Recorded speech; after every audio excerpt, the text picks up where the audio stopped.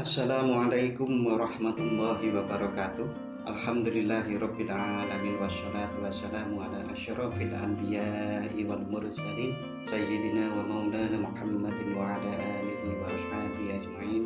Rabbis shrah li sadri wa yassir li amri wahlul 'uqdatam min lisani yafqahu qawli. Rabbi zidni ilma warzuqni fahma. Amin ya rabbal alamin. Saudara-saudari yang berbahagia, mudah-mudahan kita dalam keadaan sehat walafiat. Amin ya rabbal alamin. Pada sesi kali ini saya akan menjelaskan tentang 5 tren teknologi pendidikan 5 tren teknologi pendidikan di tahun 2021.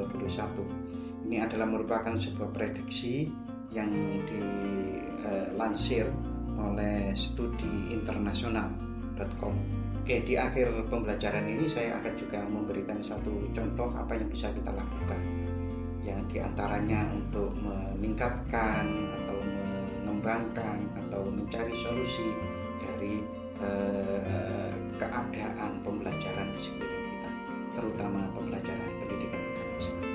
Oke, baiklah, mari kita mulai bersama-sama dengan membaca basmalah. Bismillahirrahmanirrahim. Jadi studi internasional itu melansir sebuah berita bahwa pada tahun 2021 teknologi pendidikan yang akan menjadi tren itu yang pertama adalah IoT atau Internet of Things. Ini adalah sebuah istilah. Istilah ini digunakan untuk mendefinisikan benda fisik yang terhubung.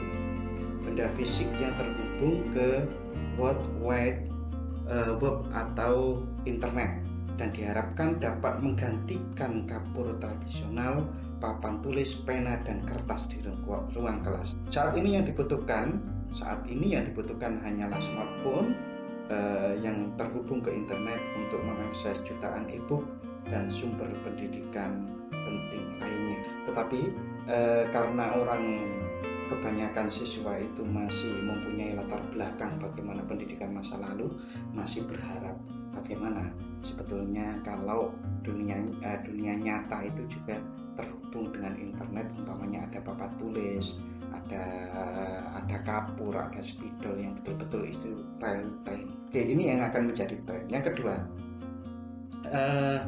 telepon, tablet, dan komputer semua dapat digunakan untuk memungkinkan komunikasi yang lebih baik antara siswa dan guru. Solusi teknologi futuristik diwakili oleh tampilan interaktif seperti Promethean, lingkungan belajar terlihat dengan blackboard, dan peralatan kampus seperti Magic Card di antara banyak yang lain-lainnya. Interaksi yang real time, sehingga terhubung komunikasi secara baik. Namun kalau menurut saya pribadi dari pengalaman mengajar bertahun-tahun, itu yang paling utama itu adalah bagaimana mampu membangkitkan motivasi siswa maupun mahasiswa untuk belajar. Karena betapapun alat itu bagusnya seperti apa, tetapi kalau kesungguhan tidak muncul, motivasinya kurang besar, maka masih kurang bisa maksimal pembelajaran. Namun inilah tren yang diprediksi oleh studi internasional pada tahun 2021. Ini yang pertama, Internet of Things. Berikutnya yang kedua adalah Artificial Intelligence atau AI. AI dan Machine Learning atau mesin pembelajaran. AI dapat dengan mudah digunakan untuk mengubah komponen seperti pengujian dan penilaian. Algoritma otomatis dapat menghemat waktu dengan memeriksa tugas lebih cepat daripada yang dibutuhkan manusia manapun. Contohnya di sini adalah termasuk pemeriksa plagiarisme yang sudah Anda kenal itu, yang digunakan oleh lembaga pendidikan. Asisten penulisan AI Artificial Intelligence seperti Mendeley dan yang lainnya. Aplikasi dan platform penulisan seperti layanan penulisan disertasi yang disesuaikan, banyak hal. Tapi ini yang akan menjadi tren. Manusia ingin mudah, manusia ingin instan. Pada dasarnya itu. Solusi AI, EdTech itu educational technology juga dapat digunakan untuk mengidentifikasi masalah utama dan hambatan yang dihadapi siswa saat belajar. Ekosistem pendidikan mereka lalu juga kustomisasi telah menjadi tren pendidikan yang penting. Dan disinilah solusi machine learning (ML) akan menghemat waktu dan meningkatkan efisiensi pendidikan. Hampir sama dengan yang saya ungkapkan tadi, bahwa ini akan menjadi lebih efektif kalau motivasi, kalau kesungguhan dalam belajar itu bisa berjalan dengan baik. Oke, yang ketiga itu blockchain. Di sektor pendidikan, blockchain dapat digunakan untuk mengeluarkan ijazah. Kredensial yang disimpan di blockchain mewakili alternatif yang lebih layak dan ekologis untuk salinan kertas ijazah. Jadi sertifikat ijazah itu bisa dikeluarkan tetapi terbatas. Ini juga merupakan solusi hemat waktu, memungkinkan lulusan untuk mengirimkan link kepada calon pemberi kerja mereka yang akan memungkinkan mereka meninjau kualifikasi kandidat dengan cepat. Dokumen berbasis blockchain digital juga akan mencegah kandidat mengirim gelar palsu, ijazah palsu, dan yang lainnya. Orang ingin mudah tetapi juga aman. Yang keempat, big data. Sebuah studi yang dilakukan oleh Center for Digital Education di antara para profesor pendidikan tinggi menunjukkan bahwa manfaat utama dari analisis data besar dalam pendidikan adalah pemantauan dan prediksi kinerja siswa. Ada 69%, peningkatan tingkat kelulusan 61%, dan penyesuaian kurikulum sekolah secara real time 47%. Bagaimana kita ketahui, saudara-saudari, sejak pandemi ini sekitar ada 60 juta siswa di Indonesia yang mau tidak mau harus kemudian beralih ke teknologi informasi komunikasi di dalam pendidikan. Nah, ini juga bisa digunakan oleh para dosen, para guru, para peneliti untuk meneliti bagaimana kondisi pembelajaran. Bahkan beberapa sudah mulai untuk meneliti, untuk mengajarkan pendidikan karakter melalui daring. Bagaimana mengajarkan psikomotorik? Sebagaimana kita ketahui ada kognitif, ada afeksi, dan ada psikomotorik. Karakter itu masuk ke afeksi, sudah mencoba dipelajari dan dikembangkan. Psikomotorik, mengajarkan psikomotorik yang praktek itu, nah itu juga mulai dikembangkan. Bagaimana itu bisa efektif? Oke, saudara-saudari, berikutnya, studi tersebut juga menemukan bahwa 44% profesor juga menganggap big data sebagai alat penting untuk mengukur kinerja institusi. Sementara 22% percaya bahwa pemindaian rutin dapat mengungkapkan kemungkinan kekurangan dalam hal administrasi. Itu yang keempat, saudara-saudari. Sebagaimana kita ketahui, sekarang itu semua data itu diperlakukan untuk bisa diakses secara online. Kita mempunyai, umpamanya di guru itu mempunyai Siaga. Siaga itu adalah sebuah aplikasi yang memungkinkan guru mengirim bukti-bukti dari pembelajaran mereka. Itu adalah biasanya untuk sertifikasi mereka. Nah, hal seperti itu akan menjadi big data sebetulnya bagi kementerian dinas maupun kementerian agama, terutama di pendidikan agama Islam maupun madrasah.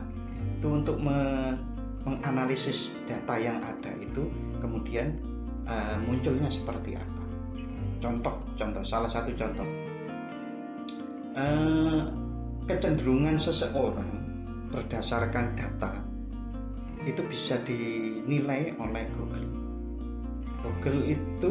Map itu bisa menyarankan Anda tiap pagi Anda sudah waktunya untuk berangkat kerja.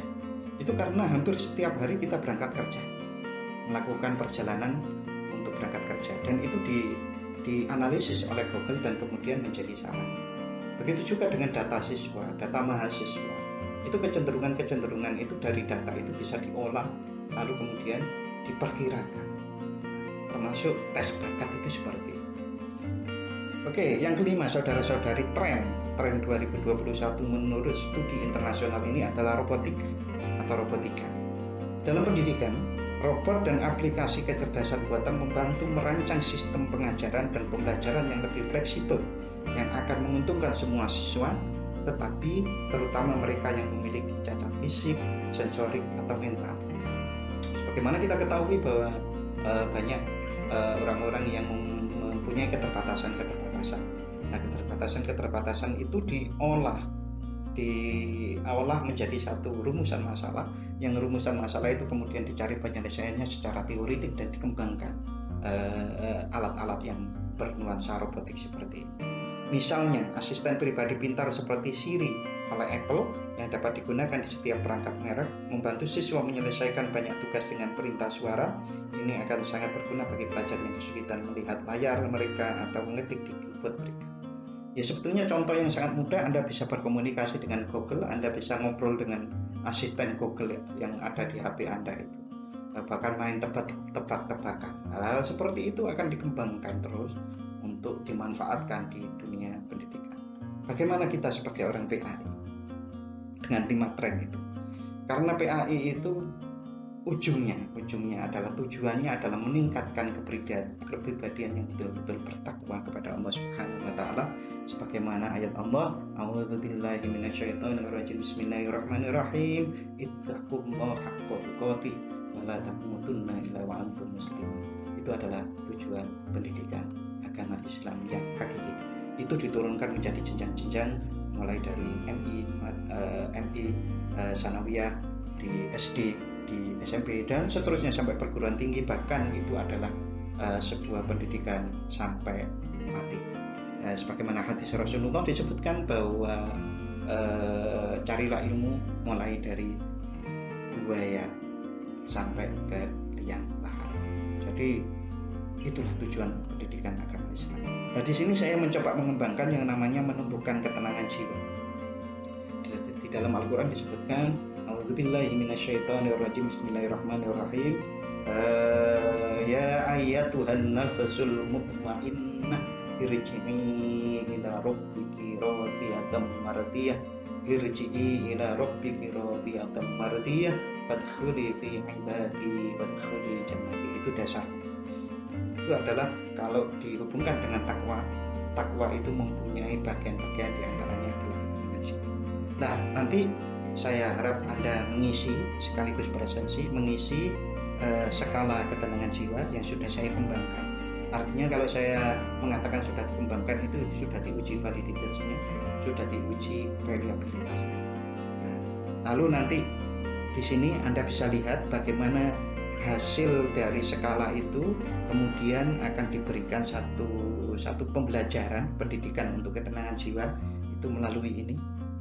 Penyemaian ketenangan jiwa ini ada di SID contoh TP4.